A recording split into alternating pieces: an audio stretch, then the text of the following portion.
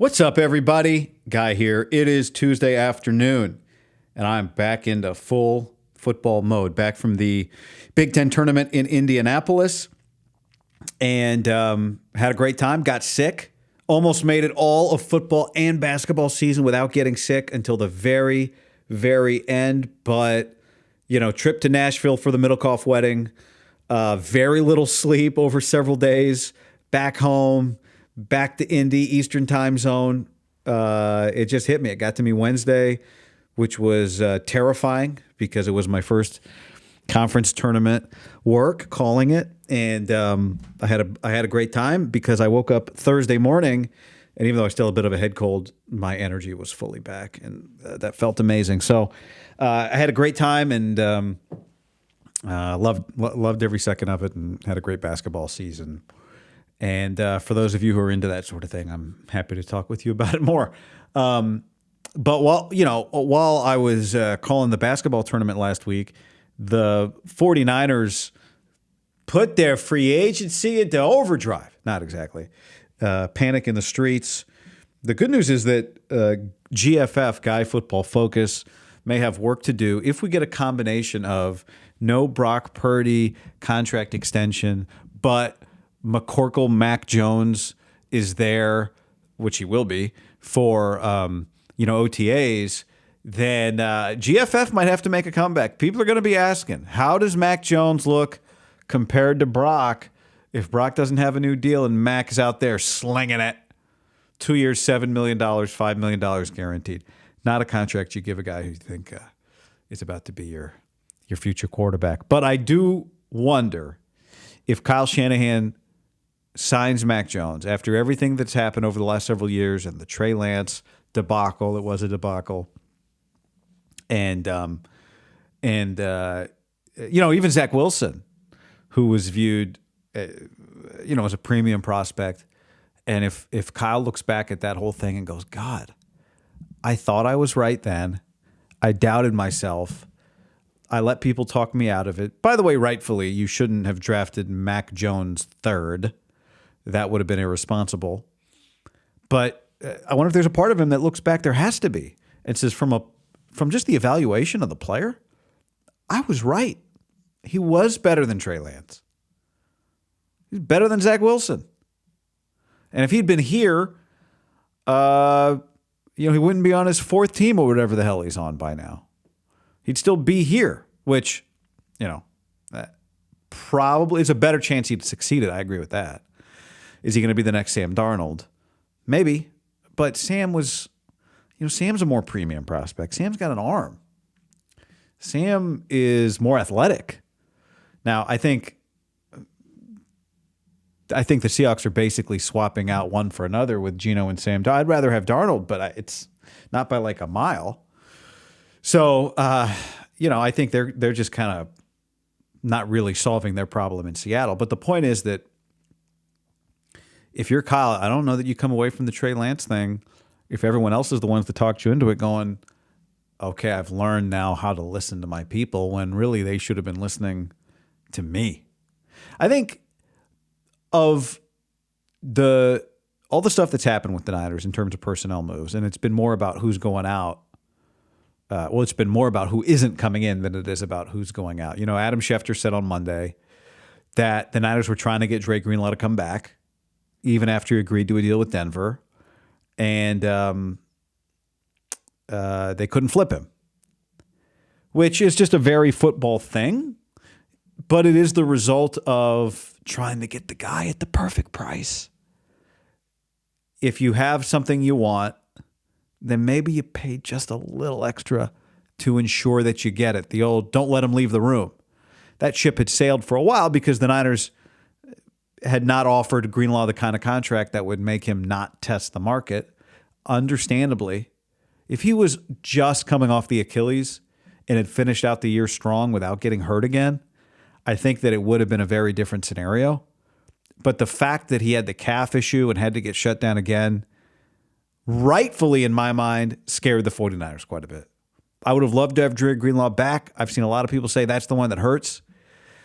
But I understand getting scared off by a crop-up injury for a guy who has battled injuries previous to the Achilles. So it sucks that he's not back. I understand the game they played. They misplayed it a little if they did want him back and didn't get him back. So that one hurts because the Schefter reporting tells you they wanted him back. They would have loved to have entered training camp with the belief that they have their 2 starting linebackers settled. Now they don't. Now maybe Greenlaw would have been hurt within a month. That's very possible, and it's what would have concerned me. But at least you would have said that's a plan. The most football move to me is the Jordan Mason trade. Because I understand it. And hate to see him go. And think that they are overvaluing their own running back room. Isaac Guerrero wasn't that healthy. And their ability to draft running backs. They drafted Ty Davis Price in the 3rd round, non-contributor. They drafted Trey Sermon in the 3rd round, non-contributor. Several years ago, they got Elijah Mitchell in the 6th round. Very good pick. And of course, Jordan Mason was undrafted. So the logic follows, why are we going to spend here on what we think is our 3rd running back? That's good logic. Except he could easily be your number 1 running back by week 3 or in camp. We could have a McCaffrey setback, Guerrero quad injury, and whoever running back 3 is becomes running back 1 real quick. One thing we know with the 49ers is they need running back 1, they need 2, they need 3, they need 4, they need 5, they need 6. So they're optimistic they can find a guy in the draft. This is the way to operate. I do agree fundamentally with it. You just can't be paying your 3rd running back. And they used Jordan Mason to move up 27 spots from pick 187 on the motherfucking block to pick 160. That's good business, right? So they got 2 fifths, 2 fourths, 2 thirds, a second, and a first. So I think it's the type of risk you have to take. You don't get to just hold on to everybody forever. And you don't get to live off of the 5th rounder you drafted or the undrafted guy. You got to keep doing it. So I know a lot of people don't like that one. I get that one. Now, is a Brandon Aiyuk trade coming in the next 2 weeks? You know, the guy that covers the Patriots, my basketball brain wants to say Greg Gard, but that's the basketball coach at Wisconsin, has made several points about it over the Greg Bedard has made several points about it over the last few weeks. He reminded people a couple of weeks ago, I remember seeing a video he did, that the Patriots had the highest contract offer for Brandon Aiyuk last year when the Niners were shopping him. And by the way, make no mistake about this, the reporting is out there. What has been made public, what has not been made public, what I've heard, there is plenty of evidence. They were ready to trade him to the Patriots. They were certainly ready to trade him to the Browns. And if it feels crazy to trade him now, just know this. They were ready to trade him healthy. So would you have gotten something for him healthy? Yeah, but they didn't do it because they couldn't do it because he wouldn't do it. He had to agree to a contract. Well, now he's got a contract, which makes him tradable, except for the ACL and MCL. His contract would be pretty easy to trade if he weren't hurt. Well, if you weren't hurt and had played well. But I think it's interesting, if there's if there are teams, and obviously the Patriots coach has changed since they were last interested, but Elliott Wolf was still there. But if there are teams like the Browns, no longer, if there are teams interested, that it tells you there are people that still think he can play. Like, I understand it. He's coming off an injury, but more so, you didn't have a good experience with him last year, and you're paying him a lot of money, and you owe him a roster bonus of $22.5 million on April 1st, and that guarantees his 2025, and then his 26 salary also becomes guaranteed then. So 2 years and $50 million for a guy who felt like a malcontent, got hurt, and now won't be back till whenever, October, let's say. So I get it. But I also think there's a good chance he's still their best receiver. And not because they have a group of, younger, outside of Juwan Jennings, unproven receivers. I just think this is an injury that people come back from, regain their form. He's young, so good chance to recover. And, the things that made you want to pay him, I still think the chances that he has those things are pretty high. Now, maybe you paid him more than you wanted to pay him. But, what I felt at the time was they were overpaying for the type of player that's just really hard to get. So you overpay a little. But if you still get that guy, and this is before he got hurt and before he didn't look good. But if you were to get Brandon Aiyuk again, you actually, I don't think would have been that mad about the money. I think the part of the argument is like the year that you paid him off of was going to be really hard for him to duplicate, even if he wasn't a malcontent, even if he wasn't hurt. It was just a remarkable career year. Then there's the return of Kyle Juszczyk, which, if you listen to this show for a long time, first of all, personally, we've always liked historically on this show, Juice. But I also think from a football standpoint, he's been one of the most consistent, reliable leaders. And I'm not saying he's been one of the most consistent, reliable players, period. Also a leader. But he's been one of the most consistent, reliable pieces of your offense. I think important for the run game, important for the pass game, important for protections, important for the quarterback. And I don't say this dismissively because I've thought about it a lot. Having watched as much college football as I do, easier said than done to replace. I know there's some people that feel like, well, none of it's really elite, so how hard could it really be to replace Kyle Juszczyk? And they've tried. I mean, they've looked for guys. They've hunted out. I think it's really hard. And I say it because I watch a lot of college football and the NFL. You do too. You don't see a lot of guys with his skill set. The athleticism to make the catches, the ability to block, the availability, the smarts to kind of help the quarterback run the offense. We've seen that happen on a few occasions. What makes him non-traditional and strong as a player is also you go, well, I want my fullback to be a short yardage guy. Well, okay, but just so you know, that fullback doesn't make some of the catches that Kyle Juszczyk makes. He makes multiple catches a year that other fullbacks can't make. And I know that for some people that's a roll your eyes kind of like, oh, well, how could he possibly be that unique and special? I don't know how he could possibly. I'm just telling you, I watch the NFL and college football, and there aren't many of them. So whatever that means. In the same way, like, what have the Niners been trying to do for several years now? Find a blocking tight end who can just occasionally catch the football. And we see how hard that is.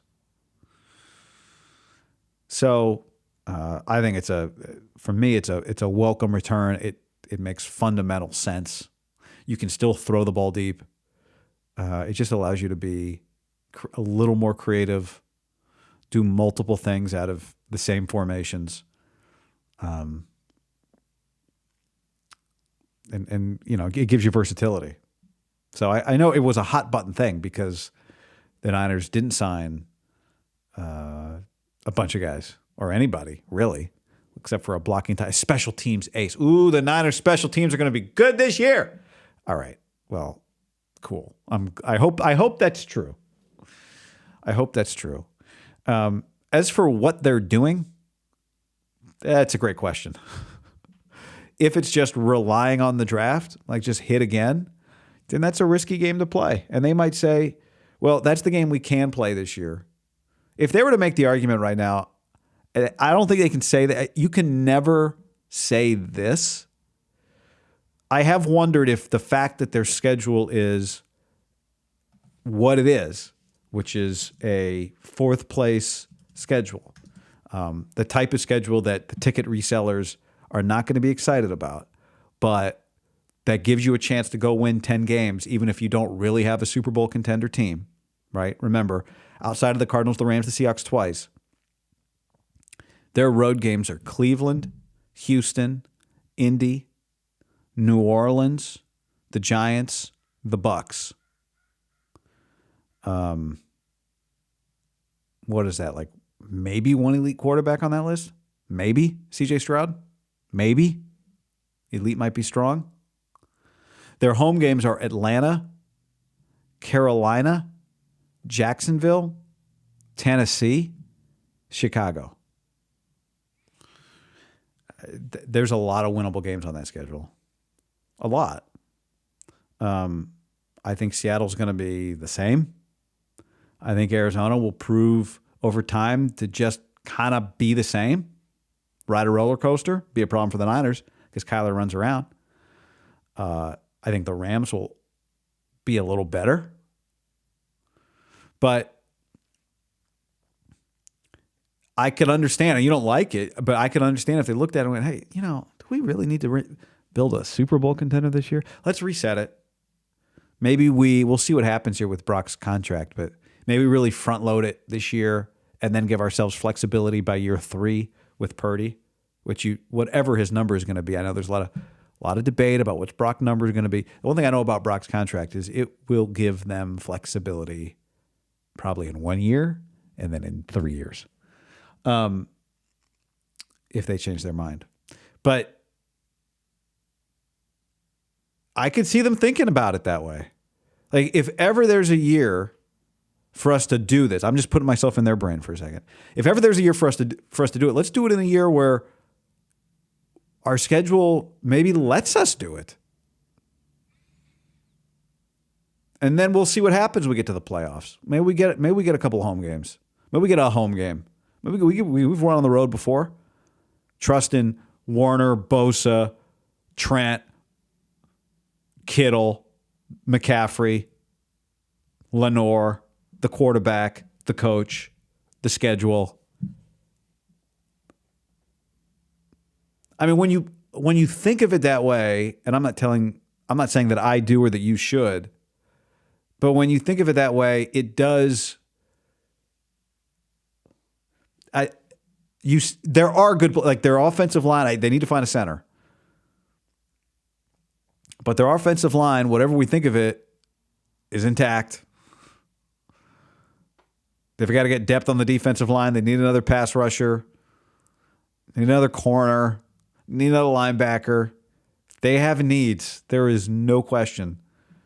But they've got enough pillars organizationally where I could see that they think like, maybe we go win 10, 11 games against this schedule. Quarterback comes back, stays healthy, does his thing. The defense gets better because of Robert Saleh.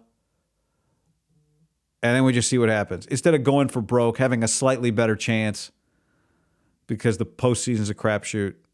Again, not my words. I'm trying to figure out how they might be looking at it while still trying to win. And maybe that's it. We got to shrug at this point. I don't know what the other, in addition to we're just trying to save cash. It'll be the next few weeks to find out if Brandon Aiyuk gets traded. Very interesting. Because in a weird way, I'll be more optimistic about the team this year and how many games they can win if he returns. Now, you could fast forward 8 months and go, oh, look at these picks they nailed. All right, but that right now, that's an unknown. I think I know what Brandon Aiyuk's floor as a returning from injury, former very, very, very excellent receiver is. And I think he elevates their offense. So I am, I'm on the edge of my seat on this Aiyuk thing. You probably are too. All right, there is my quick recap, reintegration into some of the little things that have happened. I got to take this phone call, but it was perfect timing. Time to wrap it up. Thanks for hanging, everybody.